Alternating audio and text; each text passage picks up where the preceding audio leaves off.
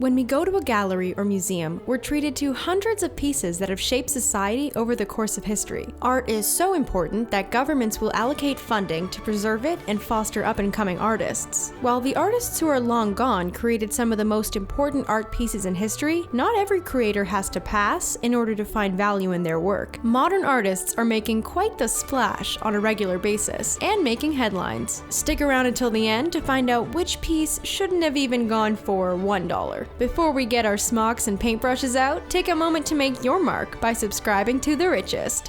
Here are most insanely expensive art pieces ever sold in history.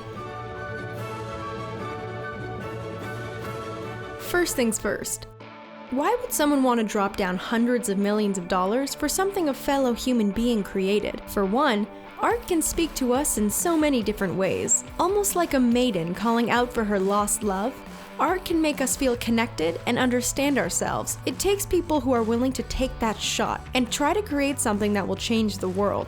What is interesting is that you can't predict what will be a big hit in the art world. One of the most random pieces of art is also one of the most expensive and groundbreaking. Jeff Koons is known as one of the most controversial artists around. His art tends to focus on race, desire, and gender. His style leans more towards conceptual and pop.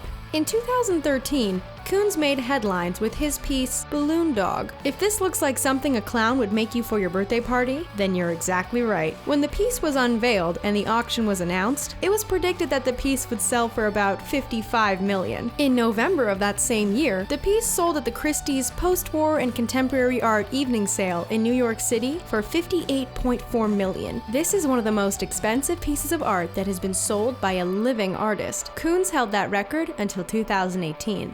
While Balloon Dog was indeed record-breaking, it didn't take long before another artist came in and outshined Koons. Well, to be fair, this artist has been around for a while, and his piece has garnered acclaim thanks to time. Portrait of an Artist, Pool with Two Figures, is considered to be 81-year-old David Hockney's greatest work. It went on tour in 2017 to some of the world's biggest cities, like Paris, London, and New York City. He was inspired by the sunshine of California, and how it was so different from his life growing up in gloomy England. He credits California living for helping him realize his sense of color. He had always been drawn to pools. He originally started the piece in 1971, and then he decided to scrap the idea. He would eventually return to the idea a year later. The piece was originally expected to sell for $80 million at an auction, which would already break Koons' record. On November 15, 2018, the piece ended up selling for $90.3 million at Christie's.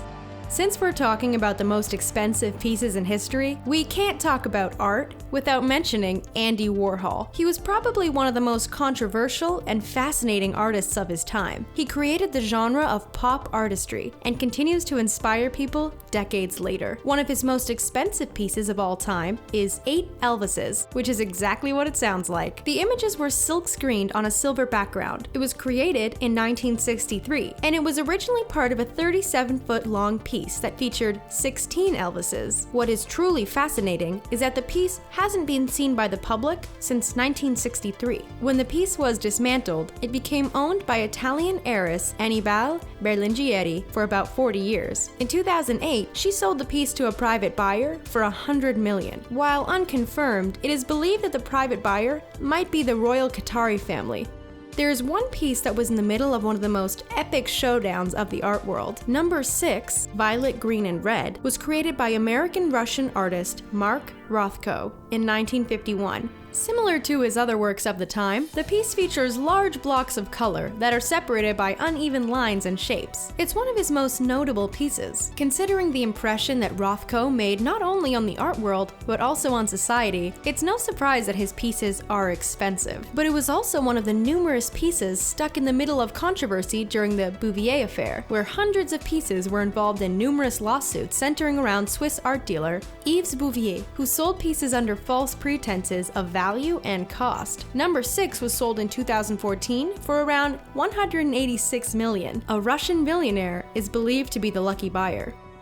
You might notice that a lot of these pieces were created by men. Since we're all created equal, we wanted to showcase the highest-selling woman in art auction history, Georgia O'Keeffe. She was always known for her magnified flower art. Because flowers are often taken for granted, OKeefe really wanted to focus on the structure of a flower and how complex they can truly be. In 2014, the Georgia O'Keeffe Museum in Santa Fe, New Mexico, announced that it would be selling the piece Jimsonweed White Flower No. 1 as a way to refine its holding. The piece was created in 1932, and it remains as one of O'Keeffe's most popular pieces. The museum worked with Sotheby's to figure out details for the auction. They only expected to maybe get $10 million for the piece. The piece sold in late 2014 for $44.2 million. The previous female artist to be the highest seller, Joan Mitchell, had her piece sell for $11.9 million, so the dramatic price was a historical landmark for female artists worldwide.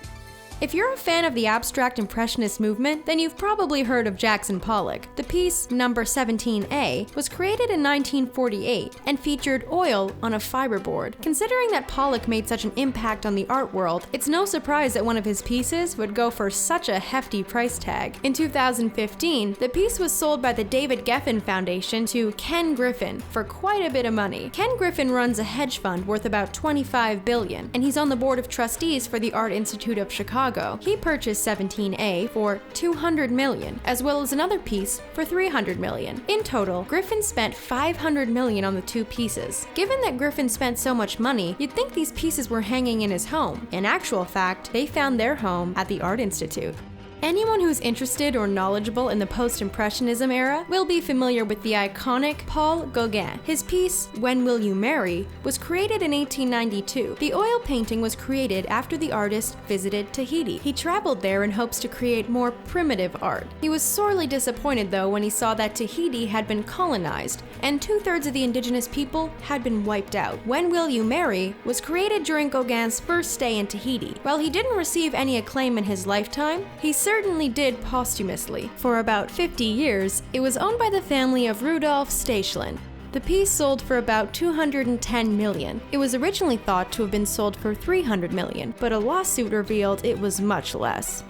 Sometimes paintings can be a part of a series, and they can make such an impact that their value turns into a small fortune. This is what happened with a set of paintings created by French artist Paul Cezanne. The Card Players was created in the early 1890s, and is a series that varies between number of card players, setting, size, and so on. Each painting features players from the Provençal region who are smoking their pipes and focused on their game. The series is considered to be the cornerstone of Cezanne's work. One version of the Card Players sold for about $250 million in 2011 to the royal family of Qatar. The other 4 pieces in the series are spread out between the Musée d'Orsay and the Metropolitan Museum of Art. Qatar has taken a special interest in buying paintings recently in efforts to improve their culture and become an intellectual hub.